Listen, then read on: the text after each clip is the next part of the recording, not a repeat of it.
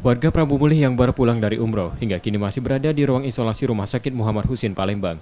Pasien masih berstatus dalam pengawasan dari kemungkinan terpapar MERS-CoV atau sindrom pernafasan Timur Tengah yang sama disebabkan virus corona. Kini petugas medis masih menunggu hasil laboratorium dari sampel pasien. Petugas juga mengambil sampel untuk pemeriksaan kedua. Jika dalam 2 kali tes dinyatakan negatif, pasien baru dapat dinyatakan bebas dari virus MERS-CoV.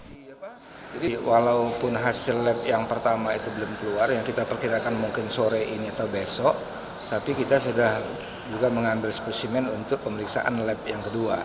Sebagaimana kita ketahui bahwa kalau nanti 2 kali dia negatif, dia negatif. RSMH juga sedang merawat satu pasien dengan gejala serupa berjenis kelamin perempuan yang baru pulang dari umroh. Sebelumnya pasien yang dirujuk dari Rumah Sakit Hermina Palembang menunjukkan radang paru-paru.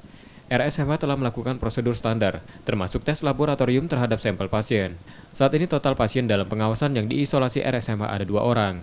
Rizky Nurmizan, Kompas TV, Palembang.